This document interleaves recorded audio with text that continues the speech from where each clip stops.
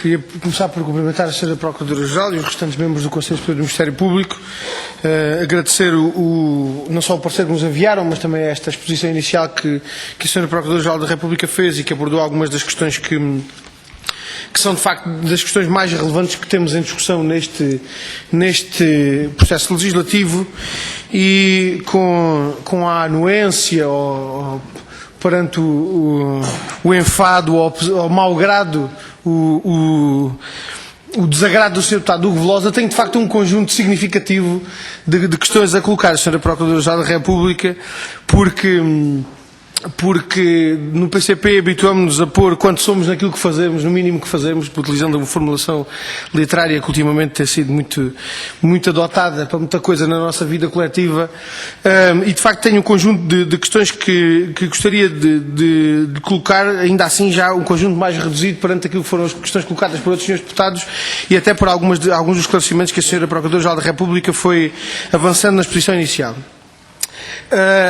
E a primeira questão que queria colocar da Sra. Procuradora-Geral da República tem que ver com um elemento que, não estando presente na proposta de lei, é um elemento, quanto a nós, significativo da apreciação da validade das soluções legislativas com que estamos confrontados nesta proposta do Governo, e que tem que ver com aquilo de que se faz o sistema de justiça, que é de homens e mulheres que nos tribunais exercem as suas funções, e particularmente em relação ao Ministério Público, preocupa-nos esta perspectiva que consta do último ensaio de junho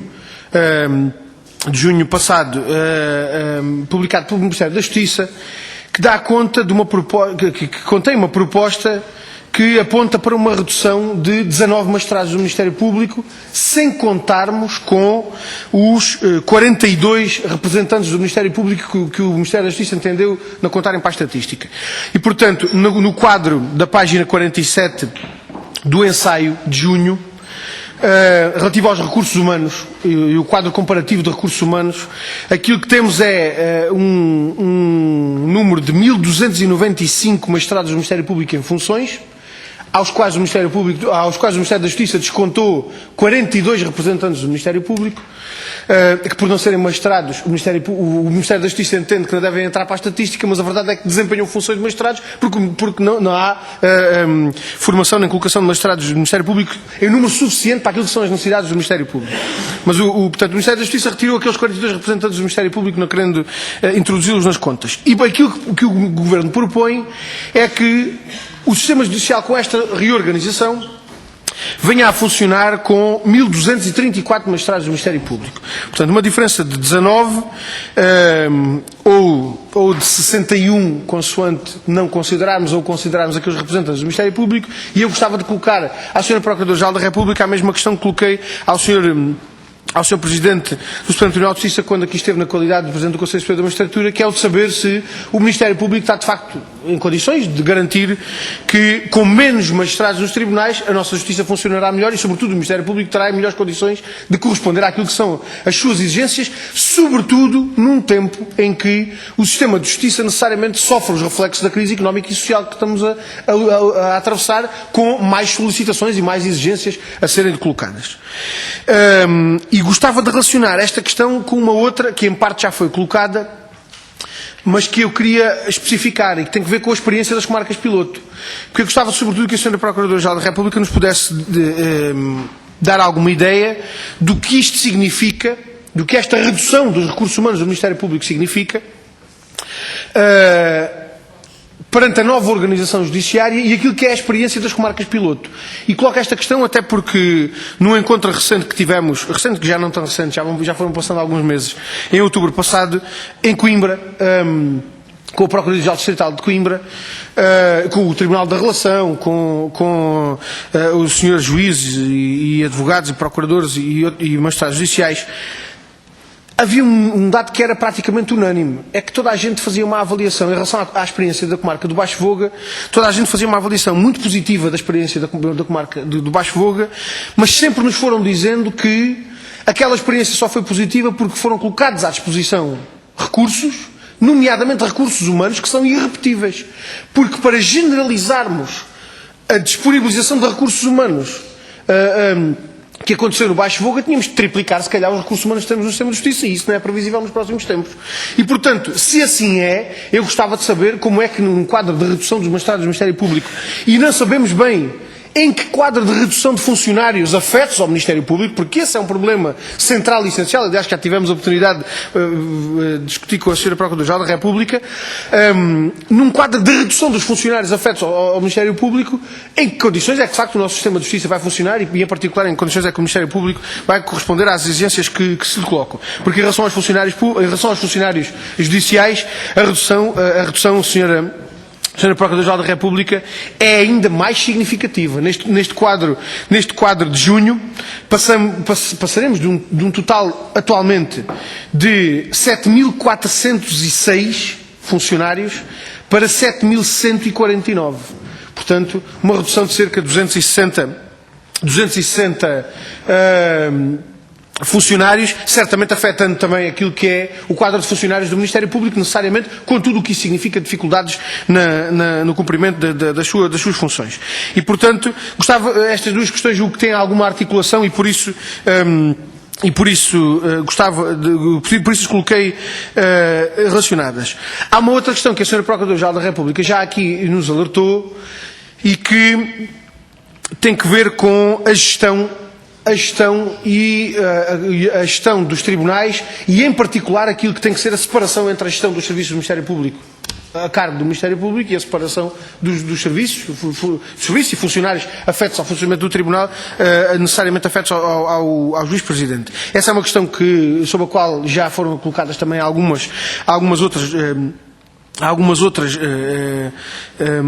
reflexões, algumas outras preocupações ao longo do tempo. Aliás, já em 2008, na discussão da Lei 52 de 2008, essa preocupação era uma preocupação a colocar. Eu gostava que nos pudesse, em relação a isto, nos pudesse adiantar alguma coisa relativamente àquilo que foi a experiência, entretanto, verificada nas comarcas piloto e, sobretudo, a perspectiva do confronto entre essa experiência e a reflexão que dela resulta e aquilo que é o texto da proposta de lei, porque do texto da proposta de lei parece haver um recuo muito significativo, um retrocesso muito significativo relativamente àquilo que era a reflexão que apontava no sentido, efetivamente, da separação entre a gestão dos serviços, nomeadamente dos funcionários afetos ao Ministério Público e dos funcionários afetos ao funcionamento do Tribunal, ao nível das comarcas, porque a verdade é que a proposta de lei coloca de forma ainda mais evidente, julgamos nós, que na Lei 52 de 2008 os funcionários do Ministério Público sob gestão direta do Juiz-Presidente, e isso obviamente é uma preocupação, sobretudo com a previsão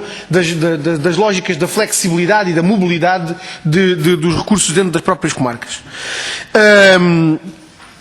Uma outra questão, Sra. Procuradora-Geral da República, tem que ver com um aspecto que é completamente desconsiderado na proposta de lei do Governo e que foi, aliás, completamente desconsiderado em todos os estudos e ensaios publicados pelo Ministério da Justiça, apesar das várias insistências do PCP em relação a esta matéria, nas audições com a Sra. Ministra ao longo do tempo.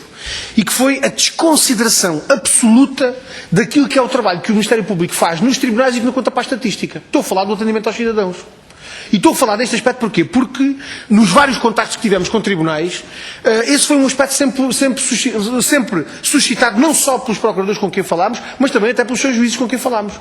Porque há da parte, obviamente, dos magistrados judiciais uma percepção de que, se não fosse aquele trabalho prestado pelo Ministério Público de atendimento aos cidadãos, muitas das questões que ali são esclarecidas e os cidadãos encaminhados para as respectivas formas da resolução daqueles litígios, daqueles problemas com que são confrontados, obviamente que muitas daquelas situações redundariam em mais processos em tribunais, E, portanto, há uma percepção por parte de todos os magistrados da importância deste trabalho do Ministério Público, que é feito nos tribunais, não é feito no outro lado, é feito nos tribunais.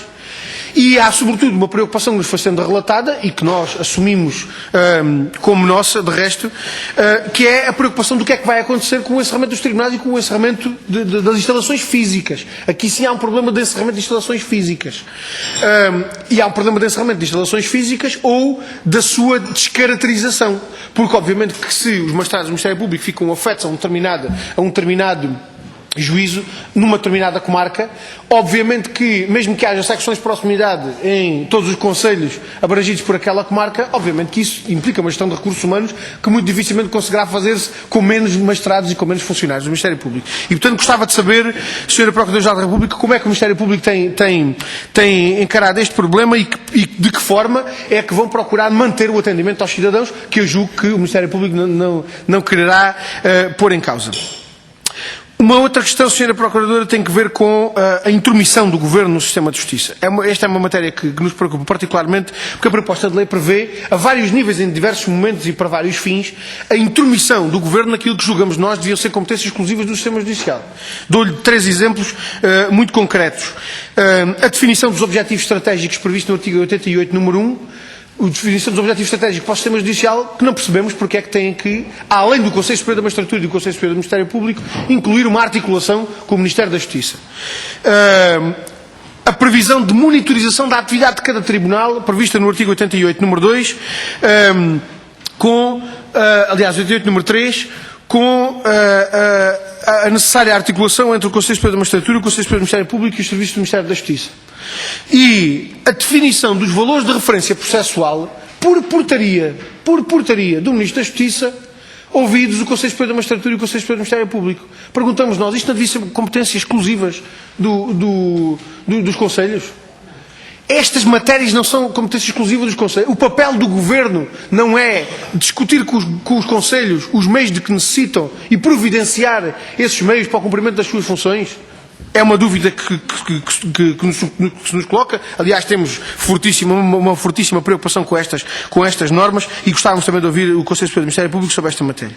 2 últimas questões, Sra. Procuradora-Geral da República. Uma tem que ver com a definição de objetivos prevista no artigo 89, e eu gostava de pedir algum comentário ao Conselho Superior do Ministério Público sobre esta matéria, sobretudo tendo em conta também aquilo que é a experiência, entretanto, desenvolvida pelas comarcas piloto, porque temos uma preocupação que é de que esta lógica de empresarialização da organização dos tribunais, sobretudo as preocupações da celeridade que parecem colocar-se acima das preocupações com a qualidade da justiça, julgamos nós podem ter um efeito muito prejudicial para o funcionamento do sistema de justiça.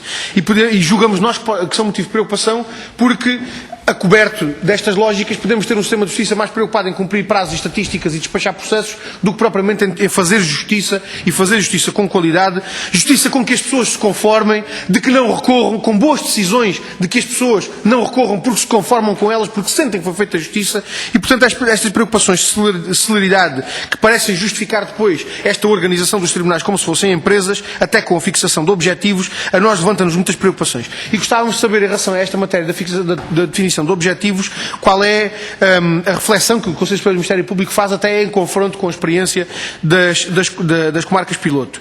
E, por último, gostava também que nos pudesse dar uma opinião, se o Conselho Superior do Ministério Público tem reflexão sobre essa matéria, uma opinião sobre a matéria dos incentivos para os tribunais, prevista no artigo 88, número 6.